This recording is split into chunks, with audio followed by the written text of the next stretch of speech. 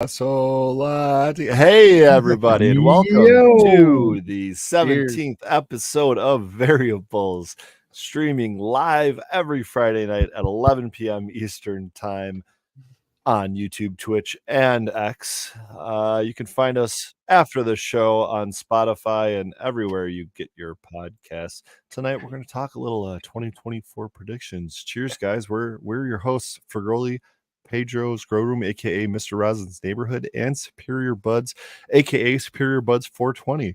Cheers. What's going on, How everybody? you guys doing? Great. I am high as all hell right now. But I'd love to get higher. I think That's a good idea. I'm up next. I'm gonna That would fall. roll in here with some edibles. Ooh, what are you eating on tonight? Just some leftover milk chocolate holiday bark. It's just, look at that. That's those like 2-3 little pieces in there. 4, I guess, is 100 milligrams, and that's like just tiny little bit of chocolate. It's good times. My minimum's probably 200. I would probably fall on my ass with half of one of those. I've seen some people recently do that. Not like literally, but I did watch a guy whom we've had on this podcast. I guess I'll call him a heady boy. Took like a fucking 15-minute nap in front of me on the ground, on the concrete, face down. And I just stood there, making sure he was okay. I get the lightheadedness, the turn white, and then sweat from every pore on every part of my body. Holy cow! And then just like the wife knows, Miss Buds knows, just I got to sit down. You just got to leave me alone. Give me 10 minutes, I'll be good. Yeah. Only 10 minutes. That's all it takes. It's just like a wave. And then after that, I'm like, okay, give me some water. Let's go smoke another one. Rolling on the wave, man. So, 2024, huh? What's going to be new this year?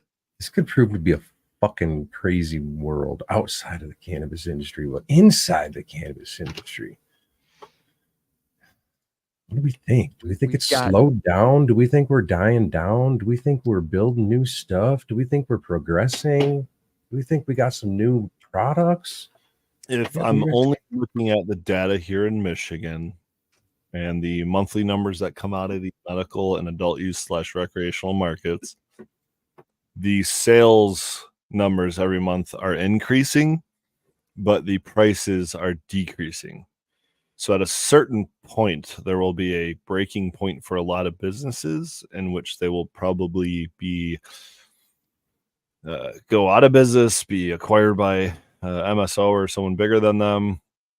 Who knows? Yeah, we talked about it before, where people were overly optimistic in their projections of what they could do. That's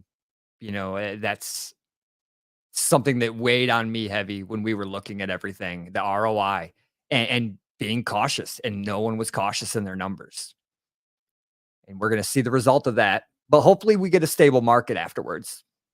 I mean, I feel like I've had a lot of people come to me and who are in the food market or who just can't seem to get the good rosin, so they have to kind of stay back to the food or to the vape carts or whatever, but I do see the people that are producing good rosin, good carts, good, and I don't want to leave it to rosin, good extracts, good carts, good joints. Joints are going crazy right now. The dog walkers, we call them, but the people that produce the better products, and edibles can be better too. So I'm kind of stepping on my own words here, but they seem to be okay in the market. They seem to be, the prices are steady and they're pretty goddamn high. I mean, I think our vapes in a store goes for $70 for a 1 gram vape. Wow.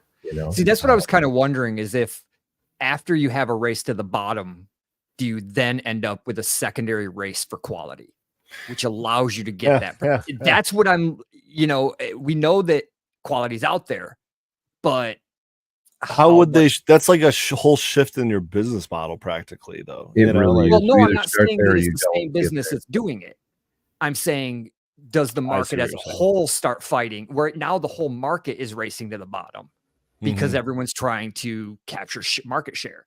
And then once we get that and we stabilize by all the fly-by-nights, the get rich quick people fall out because they're not getting rich quick, do we then end up with a secondary rush towards quality to hold the market share? You can only sell shit so much when, I mean, there's always going to be a market for mids. A big yes, for sure. And I hate to always compare this to the alcohol market, but let's just do that for a second because it's been around a lot longer, had its own prohibition, yada yada.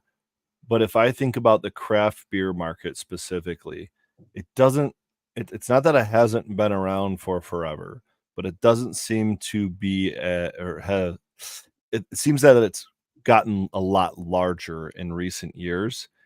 And we'll call it the last like decade or decade and a half. I think you could probably even look up those numbers of the microbreweries, for example, and see that trend. Mhm. Now, how do we compare that to the cannabis industry? Because I don't think it's necessarily an education issue for alcohol, and that like these are better hops and it's a better quality water or something, so I'm gonna go drink from this microbrewery versus going and buying Bud Light off the shelf or whatever, right? But I do we have don't our own class of hipsters that are stoners that are, and that's kind of where I'm getting to it. It's like I don't think it's necessarily an education issue for craft at scale, although I'm a huge proponent of it, do encourage it, and think that would help in a lot of different ways. I think it's almost just like a marketing thing, I guess. Does it seem more like that than right? anything else? I mean, I don't you know look what got microbreweries so big. Like, what was that shift? I've worked at a lot of big companies, and every single one of the big companies I worked at that were number one in their field were a marketing company first and what they did second. That was kind of how they operated. So you may be onto something. It may just be a marketing, which is partially educational if you think about it. For Dude, sure. marketing and packaging is a huge part of the industry out here. Yeah, Oh, the everywhere. It's kind of a packaging is huge part of the Packaging is fucking, big. it's kind of a huge part of the heady market. There's kind of been Yeah. a clash lately regarding the no seal, no deal. I call it bullshit, but the no seal, no seal bullshit. Whereas basically, if you get a jar like this anymore from somebody that has no seal on it, that doesn't prove that it's from whoever the fuck you want it to be from, then you're not going to buy it, or you're going to question it, or you're going to this, or you're going to that. So I guess not being able to see your product before you buy it is becoming more and more of a thing. That's an Mic drop. interesting drop way my of mic. framing that. I'm a fan. I don't personally do it myself with the seals. It's an added expense and both monetary, albeit very small, and time, and packaging is timely. Fuck it is. Especially if you're, or it can be costly too, especially if you're trying to win that, marketing thing that we're talking about. The no seal, no deal thing is kind of funny, and it's just another one of those elitist bullshit heady It is. freaking things that it's going to drive me crazy. The reason they're doing it, The problem that is, as much as it, just to jump in, as much as it irritates us, it's fucking working. There's people that are buying into it, and there's people that are fucking doing it. yeah, and here's the thing, like it would. I'm just trying to think about comparing that to like my, whatever business model, if you will, Mhm. and at a show, for example, my whole thing would be to have a jar open so that that one's there to kind of, it's a sampler jar, right? To take a look at, to smell. Hope that's another problem with education at a dispensary, but move on. Well, a dispensary is a different thing because here in Michigan, you can't really access the jars like that. You're not allowed to open them and smell them, right? So you might as well seal them up. But having a sampler out there, to like a smell jar, free smells, Jimmy John style, that's very helpful, and from a sales and marketing standpoint. But yeah, you're not going to get that one. You're going to get one of those ones that have been unopened, But the only way to know that that's been unopened is to have a seal on it. But then again, like anybody can go buy seals off of Amazon, a heat gun, and just do it themselves. So what? Now you've got to upgrade to some customized, numbered, logoed, holographic, I'm gonna unbreakable, say like hologram with a freaking QR code. yeah, I and a guess- serial number on it. Like, I mean, I guess it depends on what your ultimate end goal is and where you're coming from and what your ultimate end goal is. If you're just in a legacy market and you're selling to your buddies and your buddies' buddies and small group of people that don't give a shit, they just want some good stuff to smoke and potentially good quality, whatever, then it doesn't goddamn matter whatsoever. If you're on the gray market and you're trying to expand and try to get bigger and whatnot, to try to get your name out there for whatever reason that may be, it's going to become an issue. If you're in the commercial market with marketing and trying to scratch your way to the top, with literally pennies, fucking fractions of a cent, in a lot of cases, unfortunately, it's going to, whether we like it or not, it's kind of becoming a thing. It's like there's some, and I don't exactly know the formula, but there are some trendsetters out there that can just say this is the way it's going to be fucking done, and then everybody follows suit. And I haven't found the formula in which to make that happen yet. I guess just grab your balls and run through the crowd, I don't know. Sounds like a fun thing to do, by the way. yeah, that's one way to be loud and proud about it. I think that's, the method of it. It seems, having an audience, being an influencer, what have you. I mean, if I could snap my fingers and have some influence on the industry in that way, I'd open their eyes to and re-educate them on BHO. Sure. Well, you're talking about that. What are your guys' thoughts on all the influencers selling the THCA legal distillate, flower? Legal quote unquote. flower. Oh, okay. Because I thought we were going to get into THCA distillate, which seems to be a buzzword lately. But so explain. Tell me what you're talking about, because I don't follow a whole lot of influencers, or at least I don't pay attention. I don't think, other than maybe Pedro. And go into it for people that are in the audience as well that may not follow. Yeah. So there's just been a lot of push lately for legal THCA hemp flower.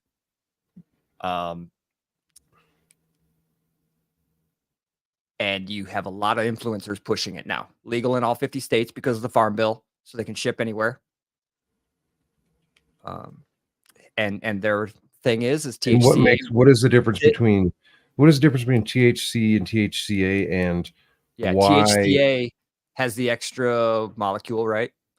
And the acid attached to it. Yes, right. The A, and that breaks down under decarbing into THC. So now it's a psychoactive ingredient. Exactly. Now it shifts. It'll get you high. And why do hemp plants have this and normal cannabis plants or other cannabis plants don't? Well, hemp plants, while he's coughing over there on his dab still. I got you.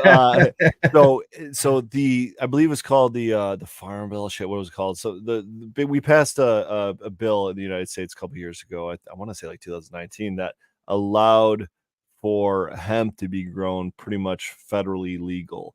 But I think, and correct me if I'm wrong, to be considered hemp, although hemp being a cousin of cannabis, closely related, has a lot of similar cannabinoids like CBD and some of the others. It also has THC in it, but that's the thing that's illegal, right? So we don't want to be growing THC. So we said, hey, we'll make hemp growing legal because it has so many useful, high value products on the other end of it. But the THC we're worried about. So you can't grow it if it has more than what is like 0.2% or something. Yeah, there's like a percentage. That. I don't remember. Yeah, it's like 0.3 or something. It's stupid low. Yeah, super low. But guess what? If you fill up the state of Texas and Tennessee with legal hemp fields, and you take 0.2% THC, but you extract all this flower, these hundreds of thousands of pounds of flower down, and then you isolate out that THC, well, guess what? You still got THC, and you've got a lot of it. So you just fucking shipped it across the country. Yep. So it's technically legally derived THC, even though it's just, I don't know. It's one of those. It's the ability for me to not be able to send a 90% jar of alcohol in the mail, but if I dilute it, I can send it out to you. So I've seen this argument against the THCA flower. You hear it back and forth, both sides. Right. I don't know what to believe. I don't grow it. No. For one, I don't believe that they would be growing something that if they missed a harvest, it would have federal ramifications in a non-legal state. Just doesn't make a lot of sense. But maybe they do. Wait, what do you But mean? What do you mean by this, that? that the THCA flower isn't hemp. It's normal weed just harvested before it's completed. Nah, saw yeah, that. there'd I be don't so think many so. people behind, and they'd be, yeah. I mean, don't unless they're buy just that literally argument not, either. yeah. And if it was done in a legal state, then they're not going to sell it as THCA flower and harvest it early. They're going to wait the extra 2 weeks, 3 weeks, and So is this something that you're seeing as a growing thing in the you see it a community, lot in the right now. industry? People selling legal THCA flower. And what they're talking about in chat, there's a couple people saying like, I've gotten flour legally, like normal flour legally online. They're literally just using, they're just, it's okay. You could just lie and say it's something else. I could sell you whey protein powder to be, Right. meth or something, right? Like, can you even get powder? I don't know. That's how little I know about it, but We just got blocked. yeah, it just meth is bad. Drugs are bad. This is an educational show. Thank you, YouTube mods. No, but like, yeah, you could just lie and say it's anything, but that's not what we're talking about. We're talking about like legal loopholes that people are kind of taking advantage of. Right. Yeah, exactly. Which is why I believed it was. That's why in my thought it would make sense if it was hemp. I think it in my thought process is that it's going nowhere. It's a dead end avenue. However, it could start loosening the walls. Really, no. Yeah. I'm thinking more of. I think as far as the scientific argument and that shit, it's weird to me. It's not feasible in this and that. But what it could do is it could break down or could soften the walls, the barriers, if you will, as to the plant in a whole. So I don't think and I've been trying to practice this a lot more recently, is never to go into something with a singular view, always be open to the possibilities and walk down paths and whatnot. But like I said, my first thought is it's not going to go anywhere. But my other thought is, well, but if it doesn't go anywhere, maybe it'll still do something beneficial for the plant and for the medicine in a whole, as a whole. To me, it's an interesting one because their argument of the science of THCA breaks down to THC, totally valid. It makes sense, right? But at the same time, I guess if it's so good, why isn't everyone smoking it? I don't know. It's weird. So what is it that the end product that they're getting? Is it this like it's flour? It's just flour? It looks like it's weed. So I mean, so the layman is just getting flour that's not getting them high. But the person that doesn't have the ability to process it.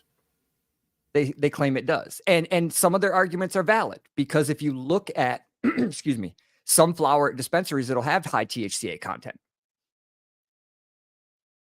If you look at the cannabinoid breakdown.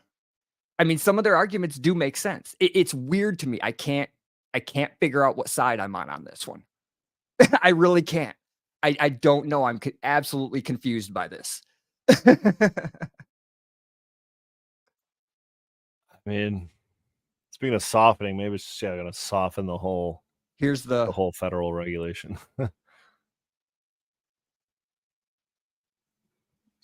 Converts to THC. I mean, yeah, you heat up THCA, and that's what it takes to convert it to THC. So that makes sense. So you don't grow THC, you grow THCA, and then when you dab it with a torch like Pedro's doing, you stuff it in an e-nail, you put it in your bowl, and you light it on fire. That heating process is what converts it from THCA to THC, like we were talking about earlier, makes it psychoactive. You could eat a full nug of cannabis and still get benefits of the cannabinoids and other things in there, but you're not necessarily going to get high. Yeah, exactly. I mean, if our argument is that it's just the THCA, I mean, any plant that I grow has just THCA. It doesn't have the THC until it's converted. Some of it will just in the natural process of decarboxylation and whatnot. But until I start putting it under a hot press and actually start converting some of it, isn't it all THCA? So we have a question. So if you harvest week 6, will it be all THC? Yes. If you harvest week 2, week 10, week 30,000, well, no, because eventually it's going to convert Right. to CBN, I guess. But You would just not have enough. yeah, the plant grows THCA. That's it. Bottom line, it doesn't grow THC. It grows THCA. So essentially, go ahead. Well, that's what I'm wondering is that the loophole they're trying to use? Yeah, I think it's just we're just gonna fucking put it out here and be like, yo, education is education. This is THCA, not THC. Fuck yourselves. We're gonna send it. Maybe that's what's going on. Oh, yeah, there you maybe go. the wording in the bill says, that tetrahydrocannabinol is illegal, but not tetrahydrocannabinol with an acid attached to it. And if that's one of those, I mean, good fucking luck arguing that in court, but I mean, education is education, but yeah, good luck. Let's get into, like we said, the thoughts, the predictions of 2024. And I have one, and we had a little bit of a conversation. That was a little hot to throw that in there. I had one, and we had a conversation a little bit in our pre-chat here before the show.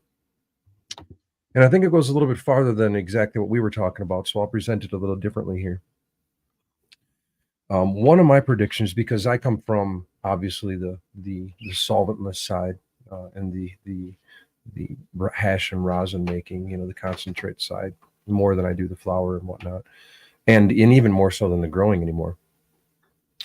And what I see coming down the pipeline, and I think it's pretty obvious with a couple different manufacturers and one that we just had on last week, is going to be an increase in products, in more professional line products for the, I say home grower, but you're in this case, it depends on your position. You're going to have to, home means $3,000, $6,000 for different upgrades and stuff. So I mean, I guess take what I say loosely, but nonetheless, I think there's going to be more commercial products available to the home grower. And with what we saw in 2023, with what I saw competing and whatnot in 2023, is there some damn good products coming out of fucking home growers, people that most of us don't even fucking know, like don't even have a clue who they are, and they're winning contests, they're winning competitions. So awesome. I think we're going to see products like that coming into the home growers' grasp within their reach, right? And I think we're also just going to see, because of that, we're going to see a lot better products coming out. People that have, it's kind of cool to say, finally, I guess, though, but people that have more fucking passion than we ever did. These, and I'm 45 now, so I can call a 22-year-old a kid, because I get that.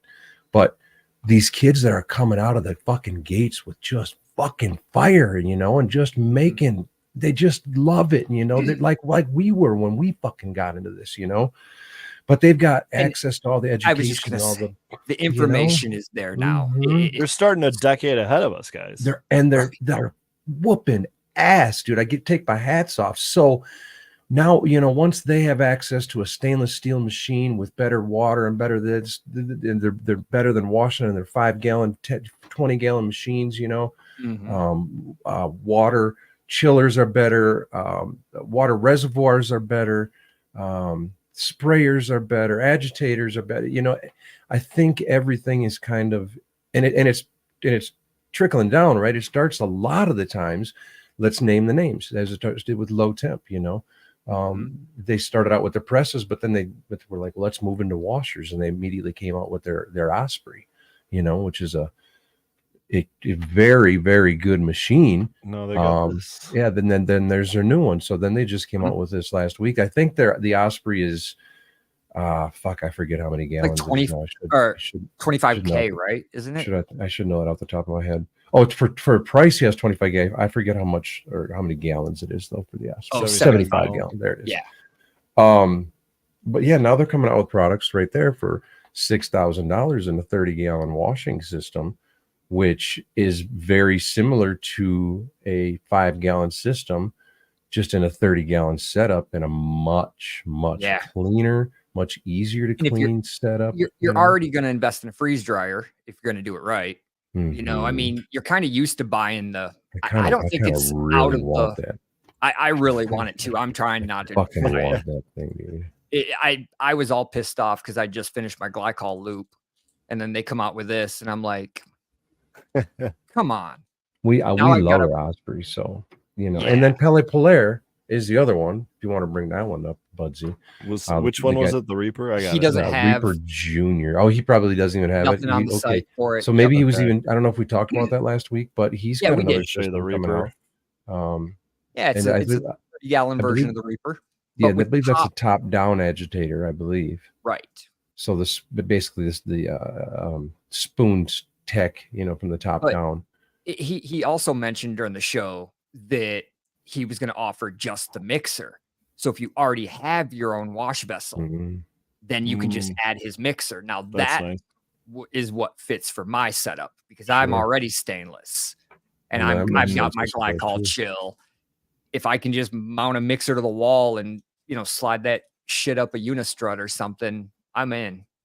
What's the now, benefit of top end agitation? Because it floats? Is that essentially it? boy, you're really getting into an argument there. Physics. Well, You're let's do it because I don't know why.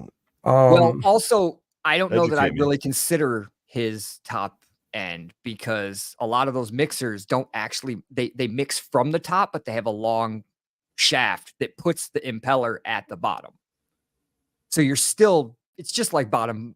It's just now you have a solid bottom that doesn't have anything that can get trapped in it. Yeah, there's a lot of people that go both ways on this. Some will say that the top down agitator depend on, and I think everything is depending variables, depending how the agitator itself is designed, how it goes through the water, how big the blades are themselves. Does it ball up or catch a lot of flour as it goes around? Does it shearing does action? it smash things to the wall? Is it too close to the wall? Is it too big of a paddle? So the interesting thing about that is I actually looked at those scientific mixers and looked at all the propeller stats because you could there's hundreds of different ones, all stainless. Nice. And you go through, and that's some of the things they have is the shear factor and the blunt. I forget what it's called, but it's basically like how much blunt force trauma are you imparting? Yeah, exactly. Well, it's probably like the drag coefficient in a vehicle. You know what I'm saying? And then what's wild though is they show you the vortex that it makes in a cylinder vessel. So it'll show you what the mixing action looks like. Is it mixing like That's this? sweet. Is it mixing?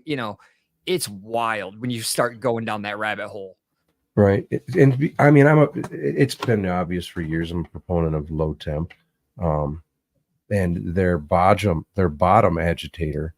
I've washed with the 5-gallon system for a long time, but their bottom agitator, generally, if everything is right, God, variables, holy fuck, that just got my head rolling there. Your flour doesn't come in contact with the bottom impeller generally as much as it does with a top-down agitator. I totally agree. And you don't have a shaft in the way. Yep. But now we're getting into if Rackham's or probably Terp is in the chat here, they'd be yelling at me because they're all hand washers and there's not a whole hell of a lot of difference between hand washing and a top down agitator. And here I am washing with the bottom propeller, and they're making fucking fire. That's for sure. At least as good, probably better than what I put out. The fan that I have in my lung room is one of the Hurricane Orbitals. So the blades and the motor all move as a single unit, right? And it does this weird figure eight, the whole inside the cage, the whole thing rotates. It's pretty wild. So I was staring at that thing the other day like, oh man, if I could put that above my hash washer and have it, that's like the perfect hand. I could just mount a freaking poly paddle to it and go. get a fan speed controller on there. Yep. I actually looked at someone who had multiple just angles and pieces of metal bolted together so that when you had a piston going in and out that they were getting a figure eight motion. But so Rob had that question there. for small home grow, what's nice but not 6G? My answer to Right. that is nothing yet. Right. Let me ask you this: last year, what was available for $6,000? Idea. So we're going somewhere. We're getting there, and Yeah. I think that this For progression, automatic, that yeah, really, yeah, exactly, right. exactly. Yeah, if we're I mean, talking, because and you I can thought that's go, where we're at, yeah, but right. I mean, if you're going hand wash, you could do the 20-gallon stainless that I have, which is perfect. And Pele offers it, pure pressure like mine. And they're perfect size for a small home grow. I wash everything that I grow and I do it just in a 20. And it's way more efficient than the 5-gallon washer. I would Now agree 100%. that's the bottom. That's the easiest way to do it is that you can go to Amazon, look up 5-gallon washer, look at Frenchie's video at how to modify the drain hose. I mean, Pedro's done it. I've done it. I think It I've got a works. video on Instagram how to Yeah. modify it. And you were talking How to about the modify it impeller just the fucking right way. not sucking up the shit at the bottom. It makes a lot of sense too, because the Osprey has that cube, which changes their whole water dynamics. It really does. That goddamn impeller, man. It's one of the first things they tell you is don't drop it. It's expensive. Ooh. Yeah. It comes in its own big ass Pelican case and everything. Like it's Oh, an official damn. son bitch. Oh yeah, it's an official son bitch. Definitely do not. I mean, because if you think about it, you start throwing that off, and it's going to throw everything off, and now you've got So seals the impeller has breaking. the shaft and everything all in one, Nope, or nope, is nope. it The just shaft is the shaft is in the Osprey. It basically mounts the same way as a 5-gallon washer. Oh, okay. So you just like Yeah, and it looks like they're the one that they just put out there, the 30-gallon, is doing about the same exact thing. That's why it interests me so much. yeah. It would make sense that they would just shrink it. Yeah. It's a genius move. I mean, we need something at that Yep. like you were saying earlier, I don't know that it's for every home grower, but No, if you what it's going to home be. grower to build your own lab, it's the next proper step. Like Yeah, like you said, cleanliness. I mean, everybody's dropped, a couple $1,000s on lights and whatnot. It's unfortunately just going to have to be a couple guys going together and gonna drop it on a machine, and they're all four gonna wash on it, and but unfortunately, from right now, this is what we have available to us. I believe it is milled aluminum. Oh, okay. So believe. soft, lightweight, probably definitely something you don't want to drop. It is not lightweight. That's what makes me think maybe it's not aluminum. I Oh, remember that thing not being very lightweight. So I guess I can't tell you. Look it up on their site. Find out. They'll tell you. It's one of their main components, of course, to the machine. right. So I mean, they highly And a lot of that cost for them is the stainless itself too. Oh, for I sure. mean, that I do like. Excuse me. They did say that the controller is the same controller for the plates. I saw that. So, I did see that. you can actually take your controller, take it off your Osprey Mini, and go put it on your plates. Now, my question to them was, but can I buy the Mini without the controller? Because I already own the controller. Right. So now they need a special SKU for me. What's that discount? Right. How much does that save me? Because I don't remember how much the controller was.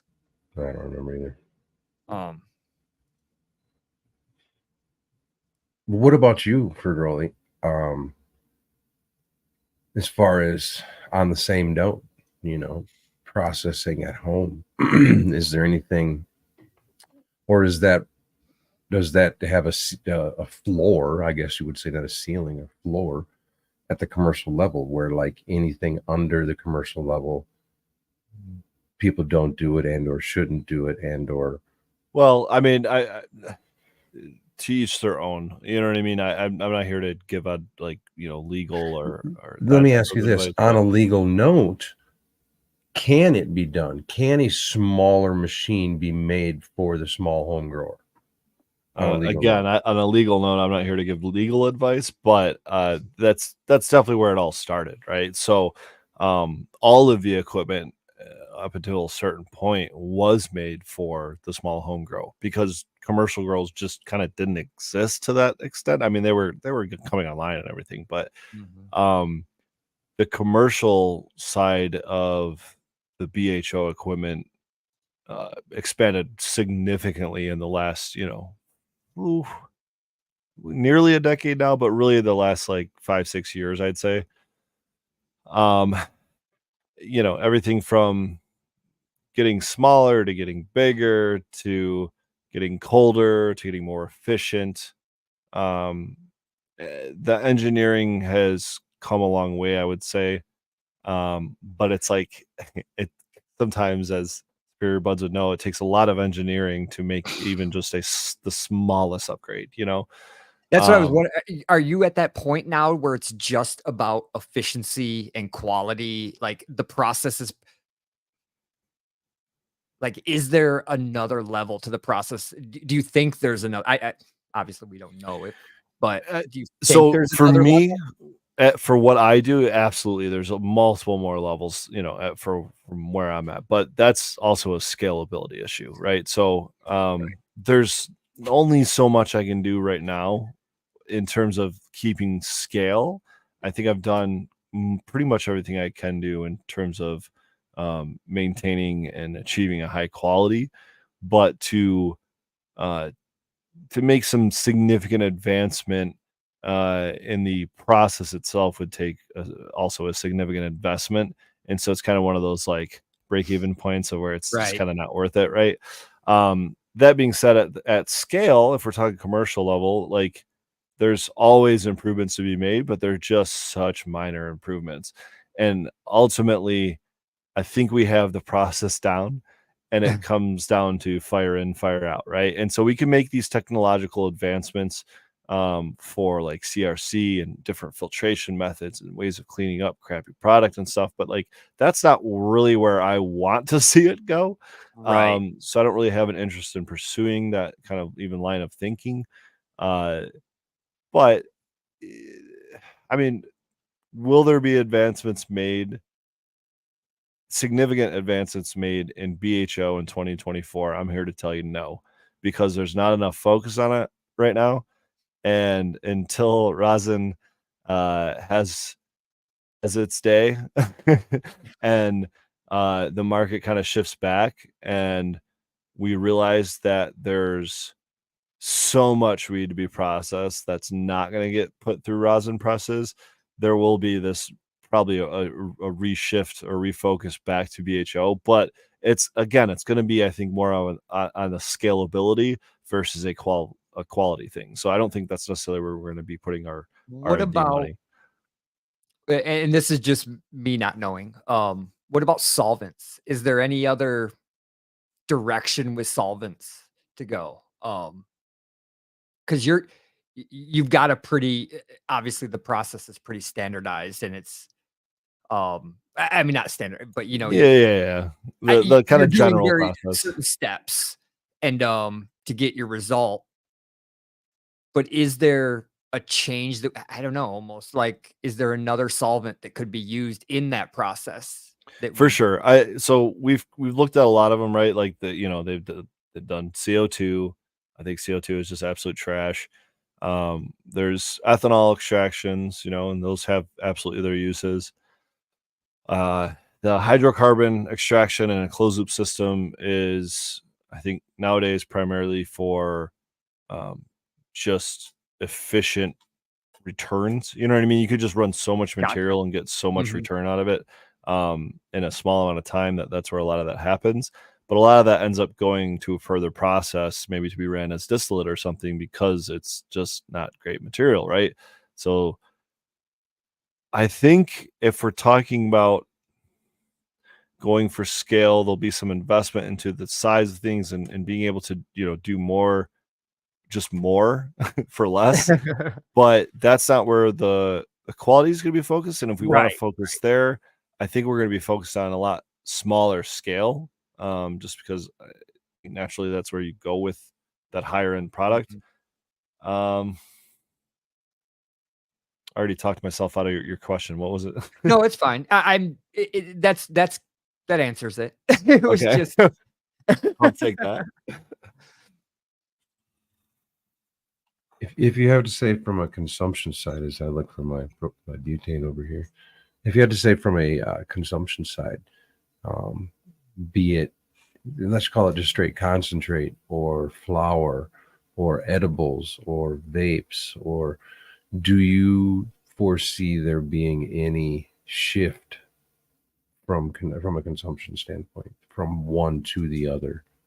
Or do you see there's stabilizing, you know what I'm saying? Or do you see one growing? So I would say that convenience is king, especially as the market expands. So things like pre-rolls, whether they're infused or not, things like cartridges, whether they're decarbed or distilled or not. um, I think those are actually going to expand even more, and I think edibles will as well.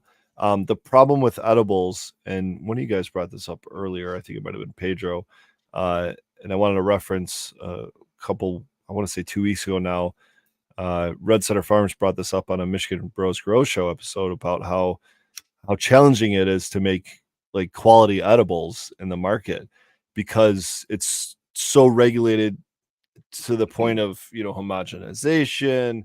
um I mean, honestly, that's a big that's probably the biggest thing that Right. makes everyone just create gummies. It's just all the same thing over and over and over and over and over again. And yeah, maybe they're pectin or maybe they're gelatin, but like there's not a whole lot of differences going on.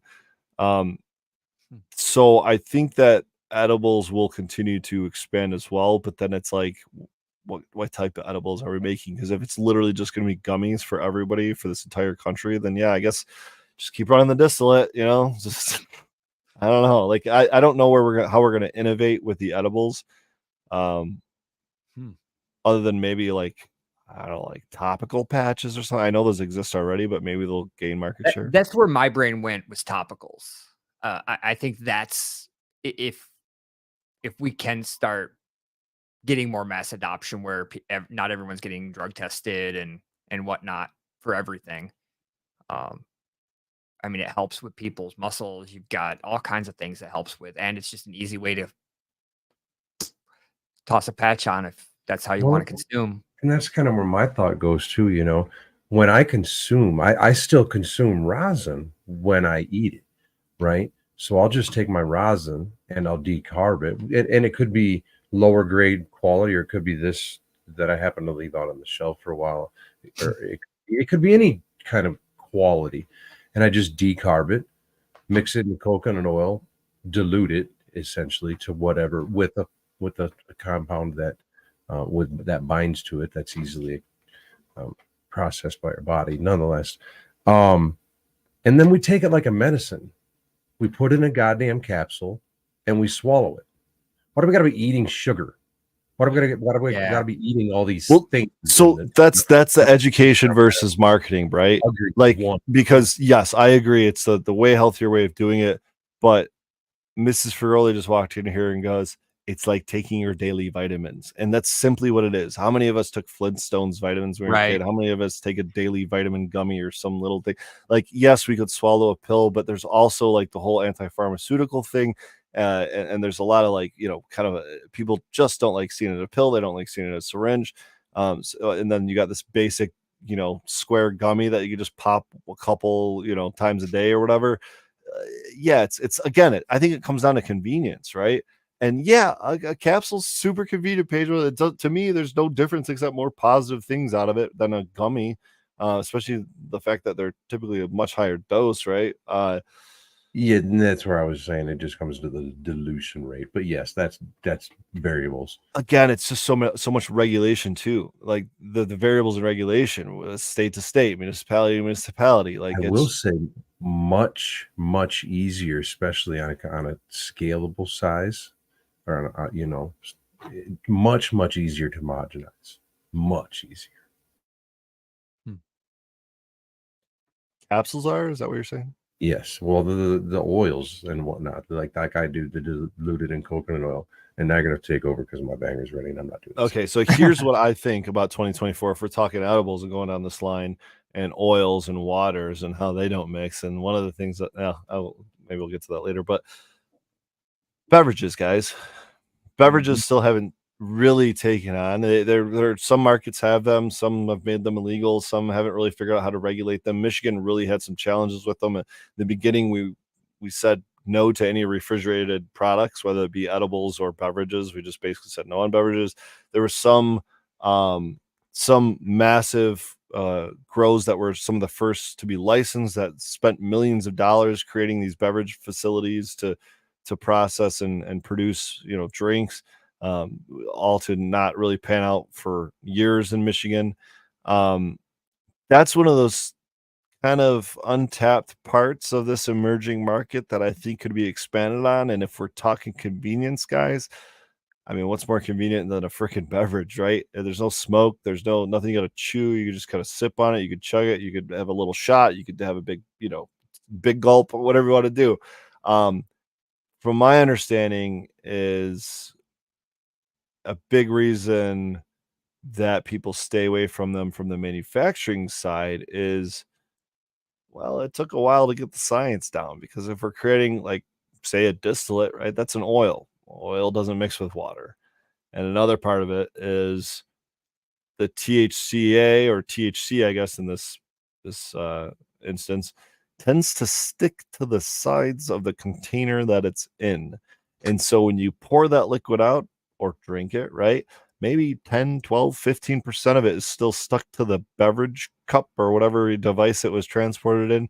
And so really that 100 milligram drink is now 85 milligrams or something. Even though it's testing for 100 milligrams, you still might not be able to get all that out. It's not just getting that last little backwash sip out. It's literally just stuck to it's like, adhered to the plastic or whatever it come in. Yeah. So there's just a lot of challenges when it comes to creating a beverage, but I think that's one of those areas that we're kind of narrowing in on and getting down, and probably will be mass produced here maybe this year. We'll see. Predictions. I would love to see it be able to get mixed properly. Was it the nanoparticles they were doing, and Nano infusion or whatever. I know Yeah. they're doing that in edibles and stuff. Shout out Kana in California. That's one of the ones I Yeah. know that was early on. Gosh. Well, that one took me to another level. We'll see how this gets. What were we talking about? Beverages and those taking on. No, I mean, honestly, even from a pill, like a capsule concept, like I like to do anymore, or to a chocolate, like for Girlie was having earlier before the show. I don't know if he even showed it during the show, but from even if I take a capsule, right? If I'm just standing around and I pull it out of my pocket and I pop it in my mouth and I take a drink of water, that's noticeable, right? For Girlie's over there, he's eating a chocolate bar, blah blah blah blah blah. As not as noticeable, it's noticeable. If I'm just standing over there next to you and pop my jar open and I just took a hit, it's a lot less noticeable to me, it seems, anyways. Albeit I still, besides convenience, it seems like that's the revolving answer here. If you're taking it as a medicine, which if you're taking it in doses throughout the day, you are generally taking it for medicine purposes, medicinal purposes. Even if that's not your intention, it is still medicine. Yeah, agree. Right. I guess agreed. Yeah, I know we can cross lines there, but why not just take it as a fucking pill? Why not just take it in its purest form without having to involve another carrier? Well, I guess, I mean, you're involving in coconut oil as a carrier at that point in time, right? But you're taking it in where do you draw the line? There we go. Variables. I would say that most people aren't taking it as medicine, and even if you, if you're not taking it as medicine, with the stigma that's still attached to it nowadays, you're probably trying to be inconspicuous, and so that's where I think another plus in the beverage category. Yeah, the water bottle comes in. I mean, you can just walk around I mean, and that would insinuate though that you'd have to take your purchased container and pour it into another container to drink it to be inconspicuous. But yes, Yeah, otherwise you got this like metric labels slapped on the side Yeah. of it. I mean, they're not green making them cross. look like other brands anymore, hopefully. Taking that to the park with your kids. Yeah, might as well have a 40 in a brown paper bag. Right. Yeah, exactly.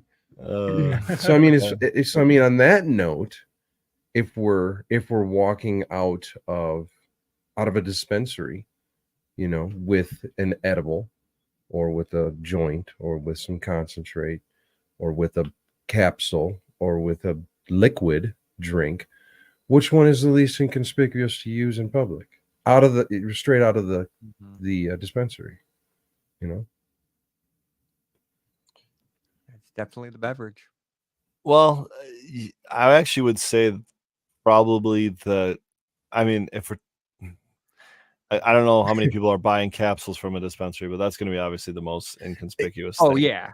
And honestly, gummies, something like that, even a chocolate bar, even though these bags are oversized for Sure. the amount of That is a chocolate pretty in big there. bag, yeah. Yeah, like there's there you can kind of just stuff your hand in there and pull one out and slap it down real quick, right? Whereas they're if all you the have this same. drink, especially if it's like say it's I don't know what this is, a 16-ounce size drink or whatever, and it has a metric label on it. It's got a big old green cross on it. It says maybe it's got some crazy Here's branding, and it just looks like this. It's going to be kind of obvious what's going on, So here's a thought.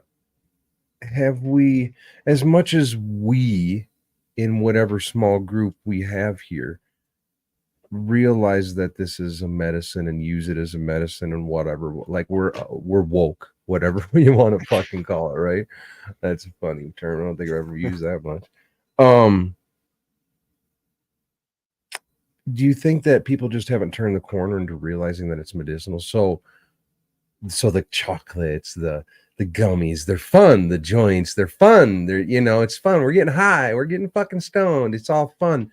Whereas if you just took a capsule, now we're talking medicine, like it's just not as attractive, Exactly. It's marketing. There's convenience and there's marketing. And then there's also education. But education, unfortunately, I think comes third. I really think it goes convenience, then marketing, and then education. Or convenience and marketing, can run a close line, but yeah. Yes and no, because I think you can have a product that's convenient or inconvenient, and then you can have a product that's marketed well or not, and those don't necessarily have to be correlated, you could have a poorly marketed product that's super convenient, or you could have a really inconvenient product that's really well marketed, and it sells well, but I don't know. Yeah, no, I think something they're inconvenient almost they can be. I think they run a close fucking line to each other. It's pretty goddamn close. But I agree with you. Education is most absolutely bottom. And growing back to the roundtable days, dude. That's why we started doing this. That's why we bought these microphones. Right. This is why we did what we did, to try to educate, to try to get the education out there so that you guys know, whoever's listening to this, I guess, knows what the fuck they're doing, and we can all communicate and have open discussion, right or wrong, about this on an educated level, and not just being stoned like Pedro is most of the show. So one of the things I would add to that list, maybe a fourth one, is quality. But I also think that, kind of like you're saying with marketing and convenience, maybe quality and education cross lines too. Yeah, Because if you're educated, you're not necessarily going to buy poorly or that's a good call. Poor quality. Yeah, you're going to understand that. Spend a little bit more and you get double the potency or double the wanted effects. Or maybe you just get terpenes in one product, you don't get any in the other, Yeah, right. Yeah, totally. Yeah, no, and being educated about that, walking into a dispensary and looking at the THCA number, the percentage, and buying on a percentage point, and nothing else, buying pretty packages versus, or by name. And maybe that's how I feel about most strain names. And maybe people shouldn't. Maybe people shouldn't have to, and of course they shouldn't have to, dig this deep to have this information, but the dispensary's not going to post it on the fucking wall, because they want to sell everything. They're not going to tell you which ones to buy and which ones not to buy. Mm-hmm. So you kind of got to dig at least a little bit. You got to go into a little bit of something. I buy on Lineage. Hopefully they're being honest with that. Yeah, Right. yeah. I mean, Lineage anymore is, don't get me going on what happens on the commercial side behind the scenes. Well, can I ask you about that?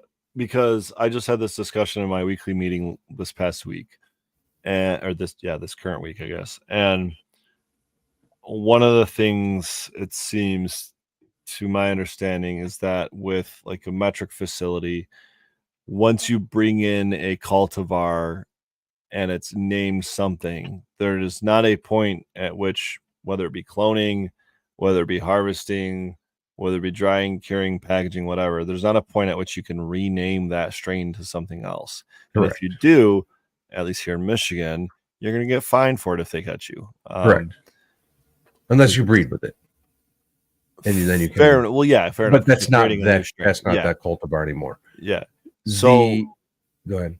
So you're talking about behind the scenes and ways to get around that. I'm thinking of one way. Can you just say you brought in a new batch of clones, but it's actually a clone? Say I've got Clementine, right? And I clone Clementine, but I say this next batch of clones is a new batch, and it's actually called Pedro's Orange Funk. Couldn't I just, would that be a behind the scenes quote unquote way of just kind of skirting those rules? I don't know the metric system well enough, and I'm not in the packaging facility, the naming and the packaging department. That's actually run by, I don't want to disclose much information about the company, but that's not to say that somebody, I would think, couldn't. I mean, if you have your Trop C over here and your Critical Kush over here, and you mix the two of them into a batter, or into a cart, or into a joint, or into, now what do you have? So I actually looked up the rules on this, and oh Jesus, sorry. It says something about basically keeping that name, that strain name, from from grower to grower, from grower to producer, from producer to producer, from producer to retail, from grower to retail, like all these things, like any of these chains of custody, you have to keep that strain name on that label, even for the end product, or whether it's metric, batched out, or however, that strain name is part of that label, if applicable. And that's the catch, right? It says if applicable. So when is an applicable time or a non-applicable time, I guess, right? I think, just for like example, I've got one. My most recent batch was 40% Cobra Milk, 40% Lime Skunk, 20% Clementine. I can no longer call this Clementine. I can no longer call it Lime Skunk. I can no longer call it Cobra Milk, right? I called it Limesicle because it reminded me of a creamsicle, but with lime in it, right? Now there's a strain out there called Limesicle. So now, do I have to, like, how at that point it just becomes a marketing thing? It's no longer a real labeling thing, right? You just, in my opinion, you should be able to name it unicorn poop, whatever the fuck you want to name it, whatever, it's literally. But in the parentheses below it, I, as a consumer, would like to know that this is A mixed with B. I as a consumer would highly appreciate that information. I'd love it. Beautiful. Thanks for letting me know that this fucking whatever the name. Thank you for letting me know what it is. Thank you for not making me think it's this cultivar. Yeah, I think that makes it clearer that it's not Limesicle cultivar, right? Yeah, that's because then I think a lot that way too. is another marketing scheme. You can earn a lot of trust that way. You know, if we don't have to tell you, but we do. Dude, same with testing and publishing terpene results. I think Absolutely. Absolutely. quality brands will lead the way Mhm. and put that out there, because it's not an expensive test in the grand scheme of things, especially for how much you're paying already. So just get it done and put it out there. And why If not it post sucks, it? guess what? If it sucks, don't post it or don't sell it. Well, there's your canary, right? Like, Yep. Now you always got to question those that don't.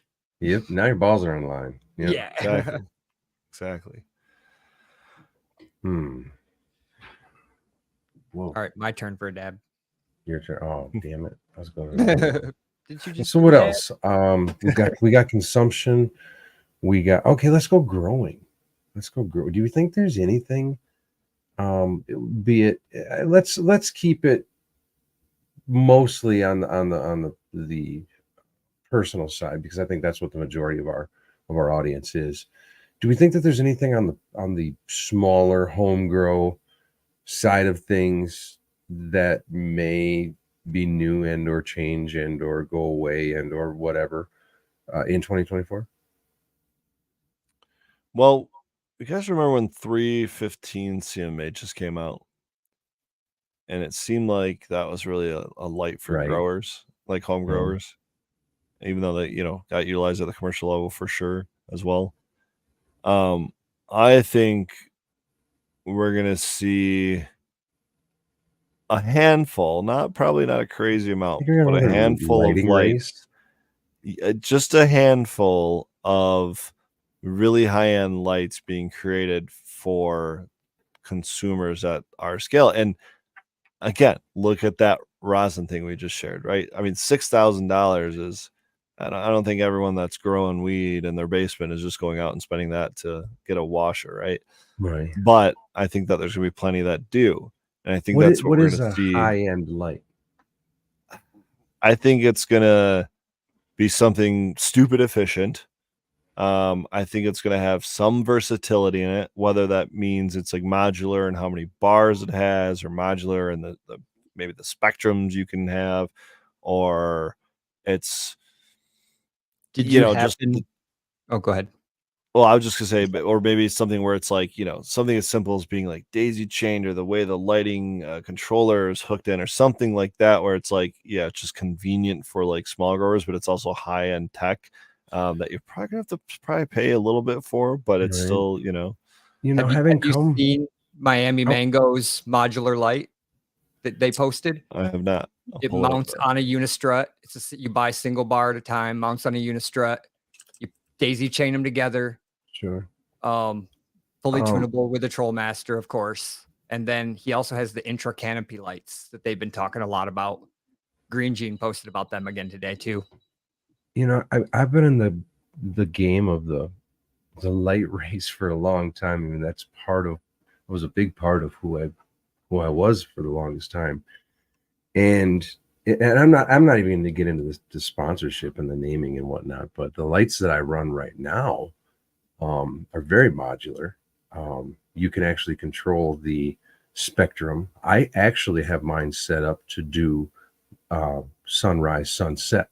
So they will the spectrum will change from what a sunrise spectrum is, morph and transition to a full afternoon sun, and then as it sets will morph and transition over to, and then I can transition them through an app to do later on in the year, and try to simulate like late October, whatnot. So I don't know, and again, not trying to advertise, but I don't know what more. And maybe that's just, like, we don't know. You never can see what's in front of you necessarily, but you're right. What more? So That seems like a hell of a the lot. one thing that really surprised me with the inner canopy lights that Miami Mango and what I forget the name of the company that does his lights. Whatever they are, but they're actually in the middle of your canopy. And what it does is it allows you to reduce the amount of light you put from above and still, so you actually get to lower your wattage and have just as much coverage, and you get deeper penetration inside the canopy. I like And it's a penetration. really interesting concept. I mean, all the science makes sense, but it's just totally new, and it's interesting to see. He says he's been growing that way for a long time. So Big name in the industry, you know, and Green Jeans along the way. I he partnered up with totally Green Jeans agrees for with the a long science while. on it. Yeah. So yeah, I mean, I'm not a light guy, except that I've been in it. I've seen it. I've seen what it's been through. I've seen where it is. I don't see where it's going. I don't see where it's going. We need to have some of them guys on here. You guys, That would be a good you guys in chat, go tag GML. He's popped in here in chat before, but go tag Grandmaster Level and have him get on here because he's definitely on the cusp of new technology in terms of Right. LED, and especially when it comes to efficiency. I'm looking at Green these Jeans, Mango Grow Tech Mouse, ones. Yeah, I mean any of these guys. I'd love to have them all on. Whoever the hell you guys want to see, let's do it. Let's just get them in on schedule. And yeah, I don't know nearly enough about LEDs. I'm fully LED now. I don't even run the random spare T5s that I still have sitting around. Like everything's under LED. I'm using 3 different brands. Some of them have been shipped to me via, I guess sponsorship, if you will. Some of them I paid full price for. Some of them I've gotten discounts on. It's I've got a variety of them, but I love growing under LED. I would never turn back to HID at this point, and I think that the technology's got to go somewhere. And so I think there's actually going to be a race for some serious market share here this year. I think it was already happening last year, but I think it's going to be pretty aggressive this year, next year, because I think any facility, like the facilities that are closing down, yeah, but any like retro type fitting that's going to happen. I mean, people are going to be upgrading. I know I'm all over the place right now, but like these rebates, like there's rebates where these companies can basically get these lights for free, like, and then the just because efficiency of the gains on yeah, everything else in the room. yeah, man, like you're just It's not less, just the lights; it's the yeah, DU, the freaking AC. AC, yeah, everything, man. At the heights of the you could build grow rooms differently. It's just there's a lot that goes into that. So Yeah, the vertical rooms are insane now that people are building. they drive me insane. I would never want to work in one. I guess that's all I could say about them. Like I get the idea. They're fantastic for a lot of reasons, but do not put me in one.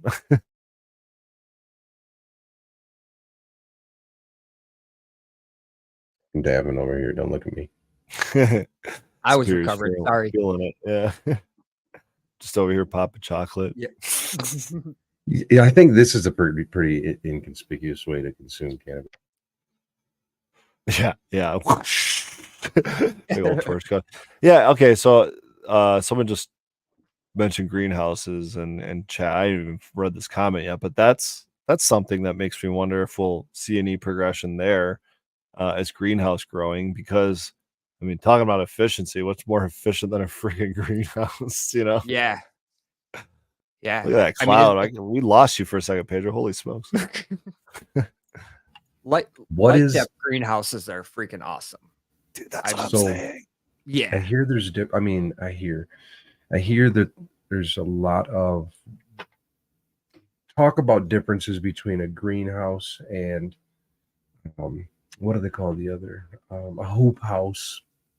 You know, a lot of people won't consider a hoop house a greenhouse, and a lot of people won't consider a greenhouse unless it's light depth. Some more elitist talk bullshit. I hate this. Well, nonetheless, there's always got to be lines drawn from the kind outside. of, you know. But I think what I would consider a greenhouse is some kind of control. It has to have some kind of control, right? Because it's in a greenhouse. So I'd say probably some kind of filtration and some kind of maybe humidity and obviously temperature. But I think that's the benefit of it. You know, I think that's highly the benefit of it. I've been running, I call it a greenhouse for quite a long time. But I think it's 16 by 48. But it's a hoop house, you know, but I've modified it to where I have an intake that is filtration and humidity. and actually cooling all in the same fucking thing, which is kind of cool. And I block UV until later on in flower. And so I have control over it. It's not automated control, for sure, not automated control. But I think it's a great way to grow outside. And I believe in a lot of states, it qualifies as being out of sight. Yeah, it depends on the Yeah, I mean, I'm not state. speaking Here in Michigan, it legalities depends or on the not. municipality. Some municipalities will say just close and lock facilities. Some will say, yeah, basically out of sight. Like, so it's got to be like, got to have fences around it. Mine was Mhm. outside and behind the chicken coop, but Yeah, but you live in the middle of you live in a house Yeah. or something. You don't count. I swear we're gonna actually finish our greenhouse this year too. I bought the post last year and just never got to it. So I was dreaming about this earlier this week as well, and I would love to have a couple light depth greenhouses that are fully environmentally controlled with supplemental LED lighting, organic soil beds, automated watering system, soil testing, all the everything, CO2, maybe some geothermal in there as well. Plus, heated floors so that I could run these things year round. That's what I was going to get at. And that's if we're what talking $100,000 a greenhouse, I think it's worth it at the commercial level. I mean, you're probably starting to you might be exceeding the $100,000 depending on the size, of course. Right. You know, I think it's the heated floors that take big over time. 100K. That throws you big time. You can do some really cool shit though with earth batteries and an insulated like 6 foot deep. You insulate down, and then you just build rock something and then sand. Yeah, you can go sub level, or so what do they call that? Sub. Yeah, and then you run the damn subterranean the vent hose all the way through the French drain, the sleeved French drain hose all the way through it. Then you just put like an AC Infinity, literally, is what I watched a video. Just dude built one of the solar greenhouses that's angled exactly to his latitude, right? Pointed to the sun, and it warms it up, and then it actually keeps it completely cool in the summer and completely warm in the winter. And he's growing crazy shit in Canada. I think he's right around my latitude, if I remember right. Nice. Not all of us are fucking nerds like that. Because then sounds like some Egyptian fucking pyramid shit. Putting it all exactly within a 0.001 degree.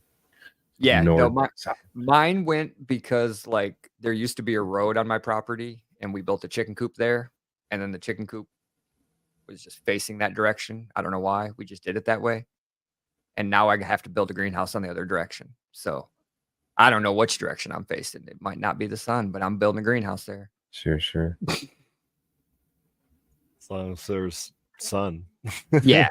There's going to be a 25-foot roof that's well pitched and clear. So it'll going organic in a greenhouse. And, I know there's plenty of people that do it, but the complications are pretty ridiculous when you start talking about above ground, like pots, and especially variables, fucking variables, how big they are and what are they made of? Are they solid? I told you about fabric. Are they my weird experiment with the above ground bed that I built here? Or it was a 3x3x3 above ground, and I literally just did a lasagna bed. I brought nothing from outside my land. It was shit from the forest. It was leaves. It was chicken shit. It was hay, straw, whatever. We just layered that probably 20 layers deep. There's some wood in the bottom, and I grew a freaking 20-foot monster in that damn pot. Oh yeah, there you go. There you go. It's still going. It had cover crop, but I remember when I did mine, I wanted to go in ground because I was on this fucking hyper elite, as for girly would call it, organic like training. no-till and Yeah, and I was like, I'm going in the ground, right? I'm just fucking. So I remember bringing my father-in-law's tractor over here. I dug a trench, 4 or 5 foot wide, 2 or 3 foot, about 3 foot deep, and built my greenhouse over that, and amended the soil, and it's been rocking since I've done that. 4 years now. that's awesome. Yeah, I Yeah, think I I don't would have have to probably soil go. Yeah, yeah. What was that? I don't He have doesn't have any soil. I live soil. on a fucking sand dune. Yeah, no shit. You live So- on it. Gotta Yeah, find that does see somewhere. that. But there's another variable that Yeah. that comes into play. You know, it sent me down the rabbit God hole damn, of that's a really good variable. terra preta. How do you say it? It's the Amazonian soil. And how there's a whole, I mean, you can go super deep. We don't know how they made it, is basically what it boils down to. So people have tried a bunch of different experiments, and there's a YouTuber, David the Good. He did some cool experiments over like years, 5-6 years, and digging it back up and seeing how the soil evolved over those years. And my secret that I used here was first off the chickens, permaculture and comfrey and all that kind of crap. But what really changed it was when I stopped using hydrogen in my indoor grow and I threw it outside because I was done with it. It added that clay to the sand that I didn't have, held water. I have 6 to 8, 10 inches of soil in some areas where all that hydrogen. There you go. Yeah, I had to build this place up too. It was full of adobe mud, which is what they call it out here. The opposite of me. Oh, it's horrible. It's just absolutely horrible. So I had to bring in a lot of straw and then compost and then straw and then compost to kind of break it up. We never brought any kind of sand or anything like that, but I remember lots of straw and compost and then planting grass seed eventually. Now we got a full lawn, and now I got to be out there every fucking week about an hour and a half mowing the damn shit. I planted like 4 types of clover. So our whole yard is all clover now, and it just spreads and takes over and feeds the ground, and that's not a bad idea. Like a win-win, and a lot of it's micro clover. So if you mow it once, you can train it, and it'll stay at that height. Oh, there you That's go. Cool. Yeah, there's some wild shit. And it's pretty because it eventually grows some flowers. And it's super soft. Helps the bees pollinate. Yeah, it'll be very soft. Be very soft. So back to, go ahead. Well, I was going to say, what about flavors, guys, in terms of strains, right? There's always hype strains, and I want to ask 2 kind of different questions.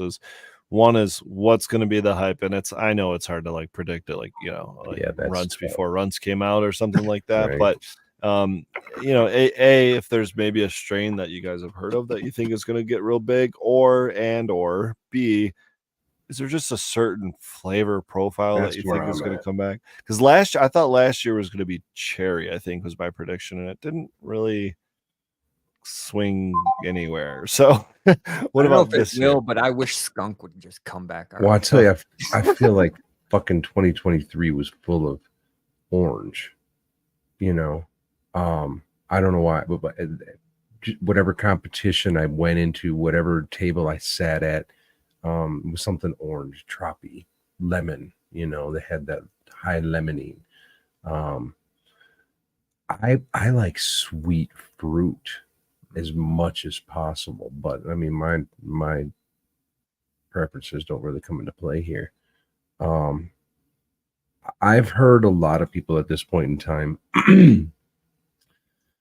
say, I miss this, I miss this, I miss this. So I think it's not going to be necessarily anything new. My prediction is it's not going to be anything new. It's going to be something brought back. Yeah, that's what a lot of people have been saying, man. A lot of people have been saying. I want those OGs back. I want the chems, I want the skunks, I want the, a lot of it too is, they hear the stories and they've never had it type of stuff. For sure. You get a lot of that. Wouldn't that be cool? We're in a different generation now. It's crazy. Well, yeah. I mean, Pedro started the show not started the show, but we very early on talked about the new generation that's coming up. That's a decade ahead of us because they were able to consume all this information that's been put out and didn't exist prior to, or at least was much harder to access, For sure. And they have the same, some of them, on the positive side, a lot of them have much more energy, much more fire, much more desire, much more longevity, so it's And just, acceptance. Let's be I was gonna honest. A say lot you're of us came from yeah, the my shadows, God, it right? it's open to a much greater pool of people because those people would never have risked their freedom. Dude, they're getting degrees Right. in it now, man. Like, Exactly. we Yeah. talk about It's a marketing all day. Like, I have a degree in marketing. I don't have a right. degree in biochemistry or something. I kind of wish I did at this point, like I know, shit. I mean, yeah, my whole college journey might have been different if weed was legal. I have a degree in drafting. Yeah, just I'm draft, all build, kinds not of grows, dude. Just engineering. build those grows out. I'm gonna need a 40 See, by I think, 60 light depth greenhouse stat. Let's get on that drafting, Pedro. yeah, no shit, right? So I think a lot of Ooh. it's going to be a year of bringing stuff back. Jeff said he promised to release something with Skunk soon. There you go. Oh. Rasta Jeff. I think I have his sticker on my fridge back here. Nice. I I'm don't gonna have think I do. to clone some more lime There's skunk, I guess. another gentleman who would be an excellent person to get on the list. Put him on the list, you guys. If there's a physical list, put him on it because I'm not controlling I that. think it's just the running chat. Yeah, Just I think keep so repeating too, unfortunately. names. I'm And, gonna have to keep a list though or something because We keep I'm throwing Wait, out a did bunch you of create a Google Drive document? I can't believe we're doing this live right now, but I'm pretty sure I did. Shit. We go No, where but the one of us goddamn is organized. conversation goes. That's what we all agreed to. 100%. I would like to see chems come back a little bit more. I've heard a And lot of people talk about chems. yeah, and I'm trying to do that in my own grow, quite frankly, just because I got so much of that sweet fruit, the terpenoline, that, and I'm quite frankly 2024. That's what I'm growing more of. I'm trying to find that grapefruit flavor, and I'm trying to find literally I bought a strain for its terpenoline content. It's the raspberry parfait. So those are going to be the next two additions. But the most recent one was grape fun dip from Ohm's Seeds or Ohm's Law on Instagram, and that's very, very chemi. It's like, and I actually just harvested that and garlic punch, and there's been a lot of GMO chatter in the chat as well, and they're both grape. One of them's got a kind of GMO leaner next to the grape. The other one's got the chem, with the grape. So I don't know if those two are different enough to keep both of them. We'll see. But I just harvested both of them. They're both great plants, but I don't know. I'm gonna do a bunch of extracting and see which one comes out better, and we'll go from there. There you go. Showdown. Yeah, sometimes you just gotta keep chugging through the strains. I've had garlic punch for a few, I don't know, gosh, 3, 4, 5, maybe 5, 6 years now, something like that. I'm trying to remember if I've gone through like an F1 and an F2 maybe. And it's great. It's super frosty. And it's so funny because I this sounds silly to say because it seems like so common sense, but it's like the more I top it, the smaller the nugs get, and it's like evenly distributed throughout the plant. So if I top it like crazy, it just grows these little tiny, like, I don't know, double thumb size spears, right? At the very top. And there's tons of them. They're everywhere. They're super frosty, like sugar leaves, like crazy rails, all this, right? If I don't top it a lot, it grows these fist arm size colas, and it's just the equal amount of weight and the equal amount of trichomes, and it's just it's funny. It's just like totally up to you as a grower how you want to grow it. That's funny. I'll tell you what, man. I It's wish cool that you can observe that growing it that long, though. that is Yeah. a good thing to note on any genetic for sure. Getting to know it like that, like you with your critical. Plant, Right, exactly. Right. Absolutely. But back to the taste. I mean, the sweet. One of the ones that won the Build a Soil Cup here was an organic soil organic soil and solventless cup, and Sugar Shack won, and it tasted like fucking like cupcake frosting. So ice cream cake, maybe something like that coming back. I mean, maybe, and actually, Eden has got a Chile Verde ice cream cake that we're playing with a little bit, and I know I took a little dabby of that, and that was just like straight caffeine, like holy shit. Actually, I think that was one of the dabs I had before the show when I came on I said that it was probably about a month and a half ago now. And I was just over here. Holy shit. That was, yeah. Some dabs are too big with some cultivars for some people. So just know that. How many variables can you get out of one Oh dab, Pedro? my God. Let's not We go could there. probably list 24 real quick. Yeah. Oh yeah. There'd be a good long list. All right. So going through the flavors, I mean, nothing.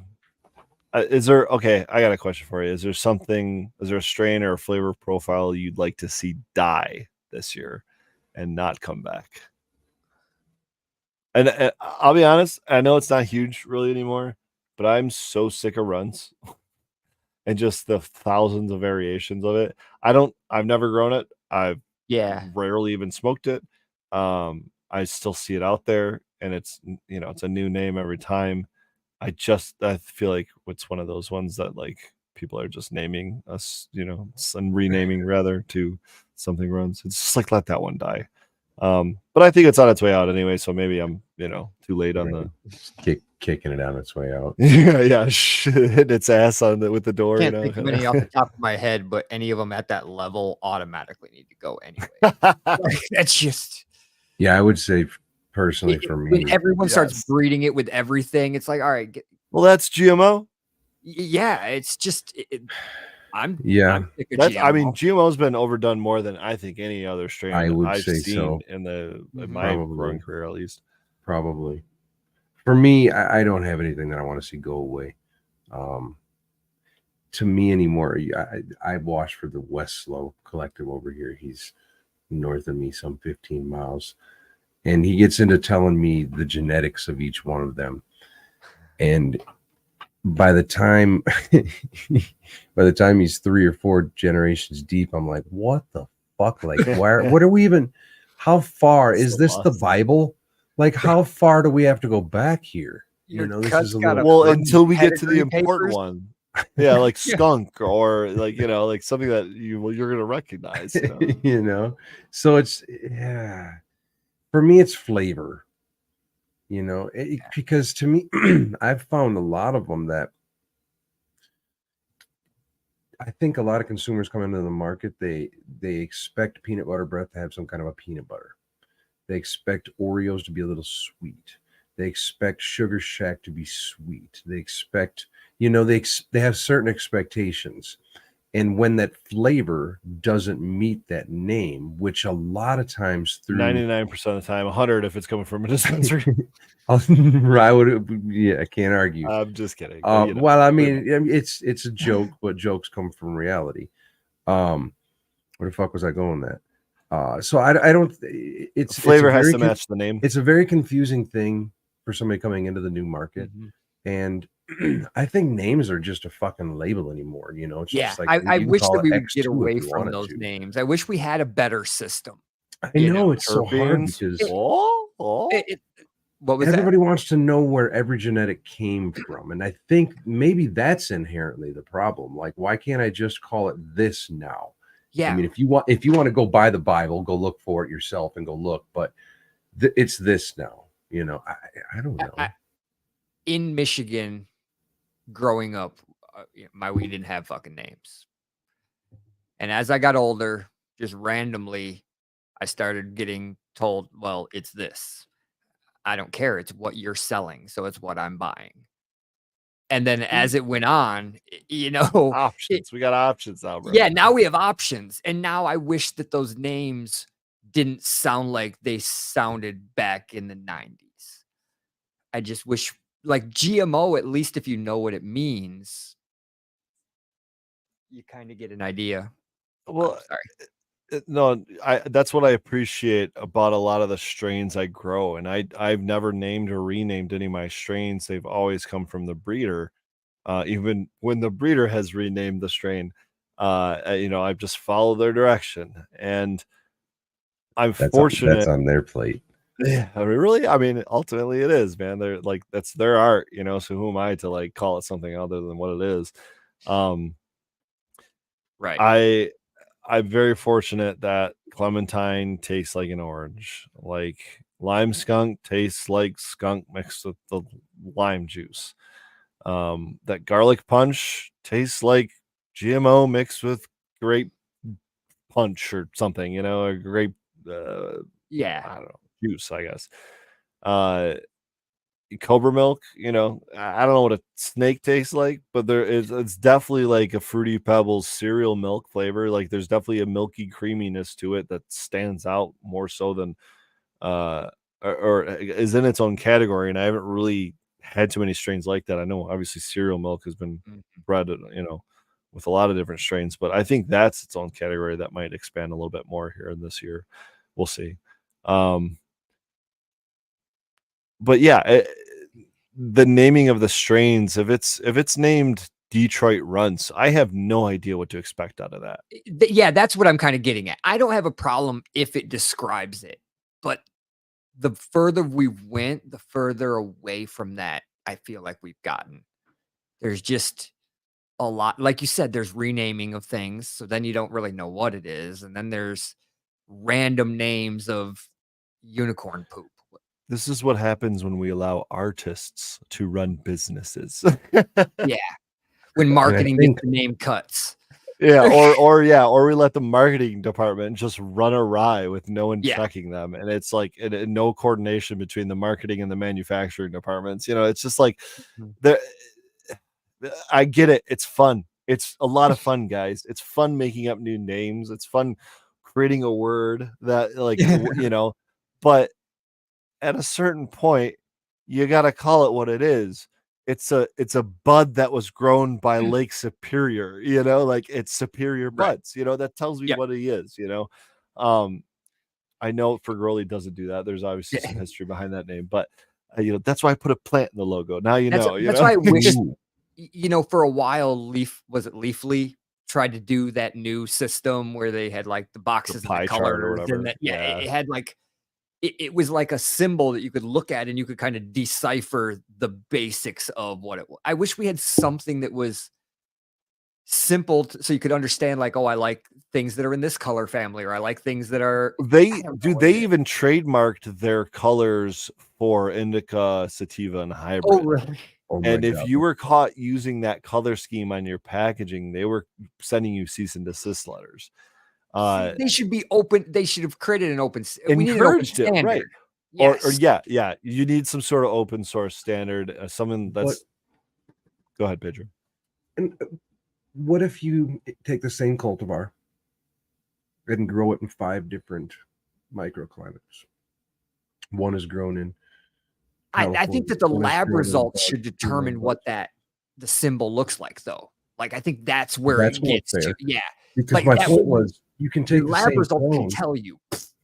You have to test for terpenes, though, and Alaska, as far as I'm aware, is the only state that requires it.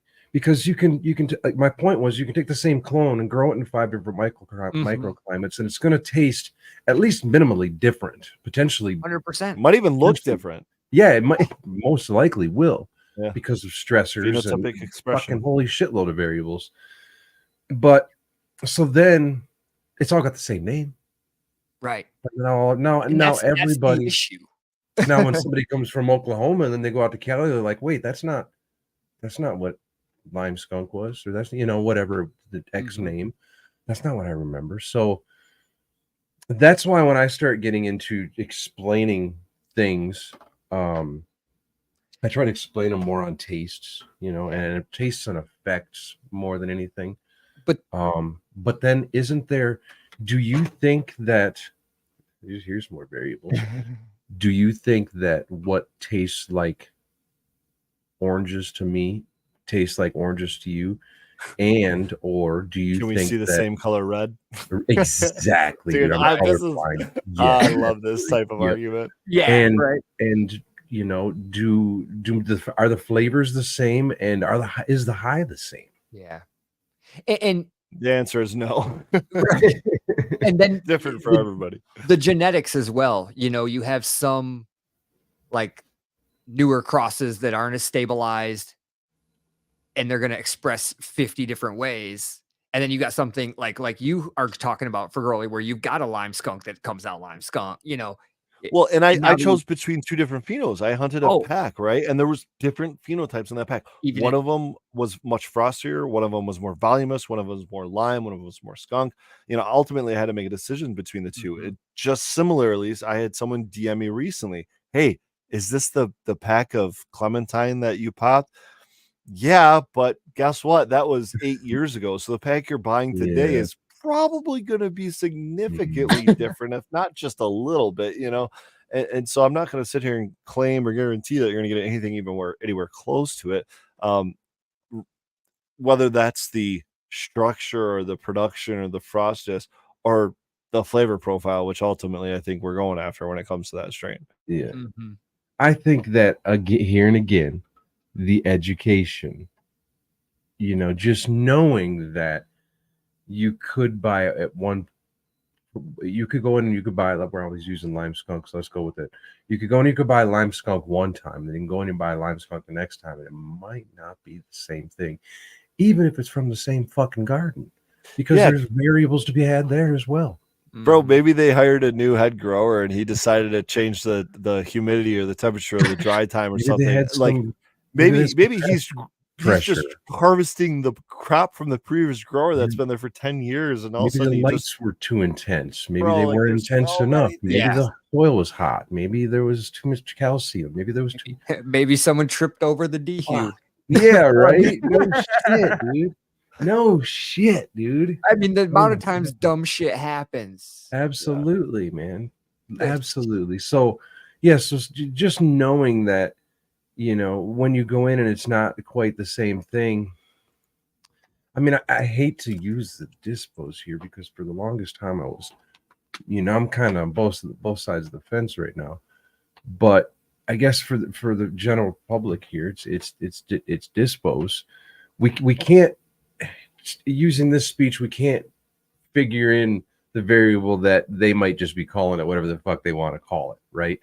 So you just have to know that when you're going in to buy lime skunk, hope that when you're going to buy lime skunk, A, that it is lime skunk, and B, that it's potentially going to taste at least minimally different at different times you buy it, you Mhm. know, even if you're buying out of the same batch sometimes because of packaging and or storage and or life, how old it is, age.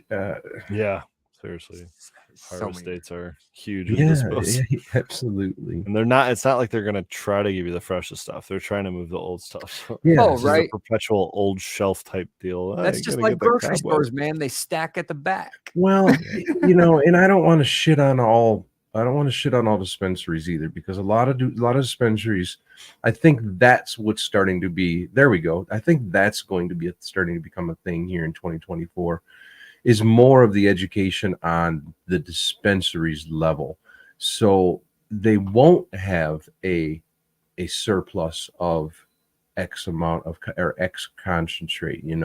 They'll only buy the amount of Eden that they predict that they're going to sell. That they'll Oh, try not to stock shit up. but that's purely on the purchasing manager's shoulders, bro. Like I mean, yeah, you could No, say like, yeah, yeah, we need to have more sales. We need to educate the bud tenders, and the bud tenders in turn can educate the consumers. But if we're being honest about most business practices for these types of companies, um, they don't want to educate their consumers because they don't want them knowing that they're getting a product that's 18 months old and probably isn't the same thing that they are expecting. Because they just need to move that product. And that's where we're at right now. It's still a numbers game. It's still crabs in a bucket. It's still a race to the bottom. We're not I focusing on suppose. quality. And I mean, you and I are, the three of us on Yeah. this panel are. There's a lot of people in chat that are, a lot of people listening that are. But the fact of the matter is, a majority of these dispensaries that exist, I'm talking a very large majority of them, do not give a shit. Mm. Well, and that's where I was making a prediction. Maybe it's a hopeful. Fingers crossed, You bro. know what Fingers I'm crossed. saying? I hope, But bro. I do definitely see on the bud tenders level, that there's more education. Um, but I still I think do. it's inevitable, right? Yeah, mean, I Yeah. still do find myself educating a lot, but I guess this is less of a prediction and more of a hopeful A wish. plea Yeah. for Yeah. right. Yeah, I think a lot of our predictions are probably hopeful, please. And I got one for Yeah. you. I'm gonna step away for a quick second, but what are your predictions on where the market will take rosin pens this year? Will they be exposed for what they truly are, or will I they think they continue already to have gain been. market share? I think they already have been, and I think they're still going to be. I think they're still going to take a big part of the market. My cats are going nuts over here, but I think everybody kind of knows, for pretty much for the most part, what they are.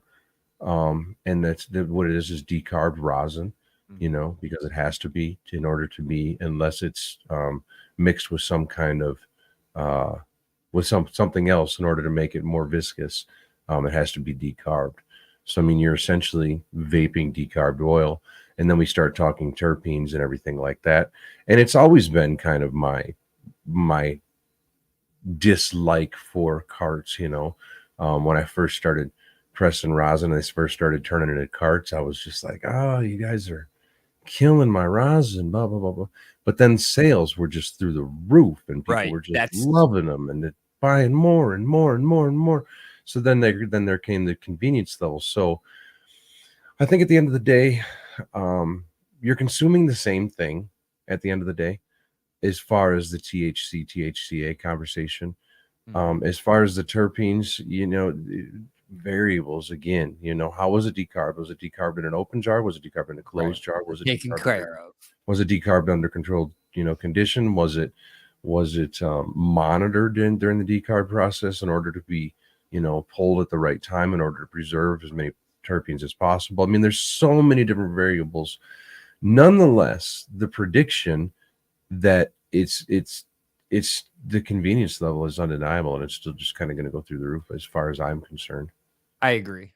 I think carts are definitely here to stay. The better that process can be dialed in to make a higher quality product, to keep I prices up. That's going to I be the think next innovations people are going to be looking for. I think and on that level, I'm already seeing companies, i.e., I have to give him a shout out because he was here last week, Yep. Pele Polaire, who's starting to, and there's actually companies starting to do it in the freeze drying process as well, but they're starting to monitor temperatures and changes and pressures, changes as in terpene loss and pressures, and probably a bunch of different variables that I'm not even aware of because I'm not involved in their business. But the monitoring process, and there again, it's education, right? We're trying to educate ourselves on how to, in this case, decarb oil, and most likely try to maintain cannabinoids and or terpenes, Yeah. to make sure that your high is modulated correctly, I guess. He posted about the reactor earlier today. I was just looking for the post, but I'm can't find it. So but yeah, I mean his little Pele's reactor is pretty cool that he's playing around with there and selling. One of the things I'm worried about going into 2024 is, I guess, the broader scheme, but also specifically with the cannabis industry, is just the economy, right? And when economies contract, there's typically less immediate investment into things like R&D and, for that matter, marketing. So I I hope that we don't become stagnant, but I also think that that opens the door for maybe newer people, newer companies, to kind of make breakthroughs like that. And so that's kind of what I'm hoping to see, is kind of some fresh names on the scene, or maybe some little guys kind of taking more market share, with newer products that are maybe targeted to the right individuals. But I'm a little concerned about that we might just become a little bit more stagnant than we've seen in recent years, with so much money being poured into the industry. Mm-hmm. I need munchies. So, I got one for keep you. glancing. What is that? Is that a nut mix? Raisins, dried apricots, dried sweetened banana chips, roasted and salted peanuts, dried sweetened pineapple, roasted and salted almonds, sweetened dried cranberries and walnuts. It's the luau mix. I like it, dude. That's good. So You good. got the Chex Mix over there. I got shit. I Oh, heard a cat or something somewhere, so I had to go running and find out if there's a cat dying somewhere. What the hell was going on? And as I was going, I was trying to remember where my chocolate was, and I was like, "Wait, we got a show going on. I can't get sidetracked." I've got some for you. And now I'm suffering for the next 15 minutes, dude. I'm gonna sit at the counter.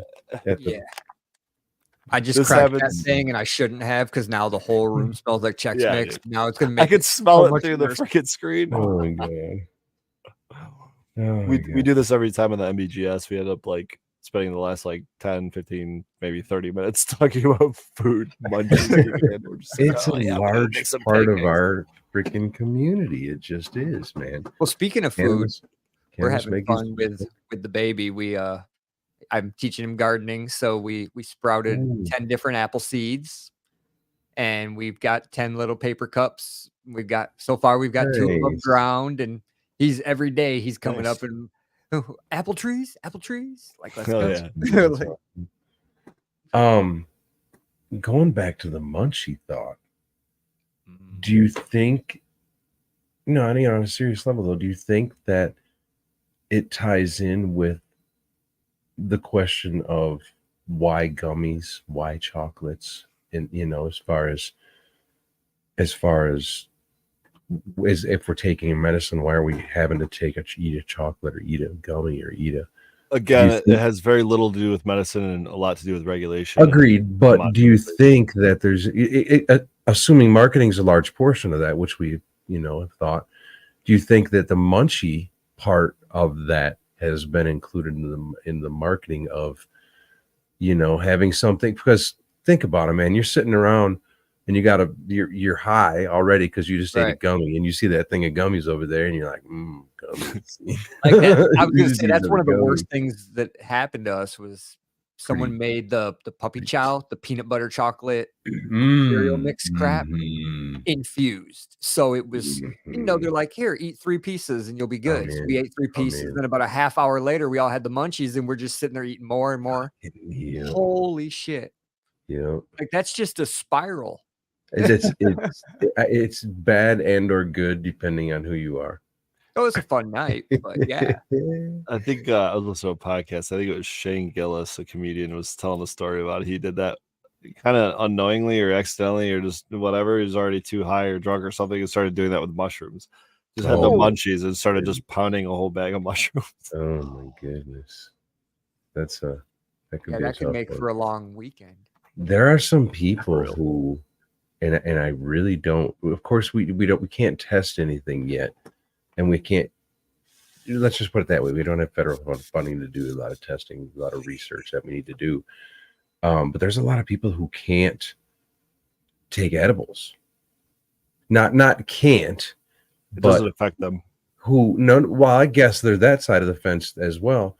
There's people that it doesn't affect them, and there's also people that just get it's holy shit sensitive to Yeah. them. Take 5 or 10 milligrams, and that's too much, or you know what I'm saying. I swear it's just my metabolism. It could be. I guess up for discussion, right? Yeah. You know. It just cranks through my body all at once. Now, having said that, somebody like Hetty Boy, he used to be able to eat a lot. He used to be able to have no problem with edibles, and now all of a sudden he can't. Is that just a tolerance thing? Is that he stepped away for a minute and came back, or Might be I a guess combination, right? Yeah. I guess the argument with that is he did quite a few of those rosin caps with me before and didn't have the same reaction that he has had recently. So there seems to have been a shift somewhere. I don't know. It's just interesting. Some people like. I've heard the argument of, why do you smoke flower? Well, it gets me higher, or it gets me the high that I like. And the same thing with rosin and or, with BHO.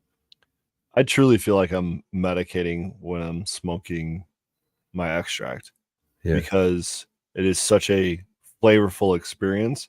It doesn't feel like this is silly to say, but it doesn't feel like I'm getting high. You know what I mean? There's certainly that aspect to it, but I'm not just getting like so face slam stupid that and that's not what I'm going for either. Right. And so that's kind of where I feel like it's more of a medication. Whereas, tell you what, guys, I smoked half of a donut before we got on the show. I was pretty silly before the show. You know what I mean? Like it's for sure a different kind of high. It doesn't mean that just flour, just extracts are gonna work a certain way or whatever. But for me at this point, that's kind of where I'm at with it. I definitely like the mix. I've definitely found out recently for me that if I take edibles, as in those rosin caps, which I usually do, every subsequent dab from there on out seems to be exponentially more intense, to the point where, yeah, most recently it's been almost too intense. I have to almost be careful when I mix the two, where I'm like, whoa, this is almost like this is reaching, maybe I have a ceiling. I was gonna say that's the fun thing about a lot of different strains, that it's not just your personal tolerance that obviously comes into play, but each strain has a ceiling, and sometimes strains have low ceilings in which it doesn't take much to get high, but once you smoke, maybe a joint or half a joint of it, and you have that effect, you can keep smoking joints and you're not going to get any higher. Sure. Whereas some strains have a very high ceiling, and that means you might smoke a half a joint and get high, but you might finish that joint and be pretty fucking high. You might smoke another one and get really fucking high. And you might just keep going, right? It's And that's a stackable. high ceiling. Yeah, it's stackable. Think about warehouse versus a cave or something, right? Like Then I see people, from their very first fucking experience as a dad. It's like, what are you doing? I've seen them just lay out flat in front of me after taking, because they think they can inhale 7 hits, or you know what I'm saying, or do a 700-degree dab or something. That's often what it is too. It's like education, right? Yeah. Education. Yeah, maybe that's the other thing too. Maybe I should kick up this nail to 700 degrees and just start ripping my face off with dabs, and maybe that'll be the experience, But like, there's a shout out. There's a new podcast, Rosin Evolution's part of, and if I knew the other names, I'd be more accurate with it. But it's called Hot Dabs, and they do an in studio interview, and it's a shorter show. I want to say it's within 45 minutes or an hour, and they do progressively hotter dabs, and then just talk. That's like the Hot Wings show. That's hilarious. Yeah, that's funny. And then just kind of talk shit about the cannabis. That's pretty good. I like that. Yeah, they involve games and stuff into it and whatnot. So yeah. Actually, there's Evan just said it right there. The Hot Dabs podcast. That's exactly. And supposedly here, Adam just came out with one. Oh, and the Hot Wings show right there. Yeah, so there's a bunch of them. Yeah. Yeah, I mean, gosh, how much of that is our industry just taking tech or IP or whatever it is from another industry and applying it, I guess that's where I was going with where I was thinking, my thought process was going. We especially with the hash industry, let's just stick there for an example. We went from the 5-gallon washers, right? At least for automation. We went from our 5-gallon washers, and then we just scaled them up to, let's say, the Osprey, right? So we're taking our tech that we've learned in a home grow situation, where that's kind of been not refined, but it's been researched enough as to know that this works. And then we've scaled it up to a level in which it works, but it's also commercialized in that it's, easily cleaned, easily repaired, doesn't wear. There's less wear and tear. There's, multitudes of benefits. And then we're taking that tech, that knowledge that's all came up from the home grower, let's say, and we're taking that refined version of it, and then it's trickling down. That knowledge is coming back down to us, you know. Unfortunately, it's costing us a lot of money, but what doesn't an R&D? You know, make it yourself if you want to. But that's what I thought of earlier, you know, is that everything has went up from the homegrown that is now that it's been researched properly, it's starting to trickle down to a more affordable Maybe commercialized. what it is it's the craft level. It's the people that are invested into it, like a business, that are willing to invest into their equipment, you know, whether that be, you know, a $6,000 washer or a $6,000 set of lights or a $6,000 whatever, you know. Well, I think at a certain point, yeah, I might invest $600 to give this a try, but I'm not investing $6,000 in anything unless I'm serious about it. yeah, But a $6,000 investment for like a legit cannabis business is nothing. that's So not. it is that kind of mid-level, that kind of craft tier, someone that knows what they're doing, is you know, willing to pay for it because it does provide that value and they're putting a quality product through it. Maybe that's what we're going to be focusing on this year, Yeah, is and those types of products. I think people are starting to look at longevity too, because these 5-gallon washers, they have to be replaced, you know, every once in a while, and if you're not, then you should be. And Right. trying to clean them out is such a pain in the ass, and Is most that because likely they're not stainless steel? Is that kind of exactly 100%. They're And not stainless steel. there's crevices. You have to Yeah, pull there's that crevices son of a bitch everywhere. apart. You do. It's a pain in the ass. There's techniques even to cleaning the goddamn Mhm. things. Like, they're Yeah, ridiculous. most people, I would wager, like most home growers, don't fully disassemble and clean. No, most certainly not. Wait, So, so you're saying you don't just get a 5-gallon jug of ethanol and run like a, oh my you know, god, eighth wash with just that? no. Don't have a Pretty sweet self-cleaning RSO on system the like other end. that. Yeah, no shit.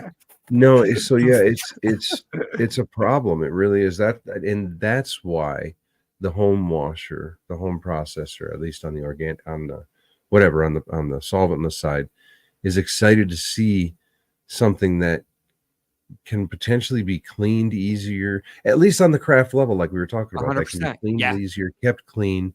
It can be And used for a long time, you know, and not have and to be replaced. talking about taking from other industries, you know, I've been stealing from the saltwater aquarium people and the brewery people because they're dealing with water and cold. They're the perfect place to go for decades of For knowledge sure. and Yeah. not pay a green tax. It So goes it'll be back to interesting to see a lot of that stuff become more mainstream when people yeah. realize they don't have to go, you know, it's just again, education. It's more knowledge.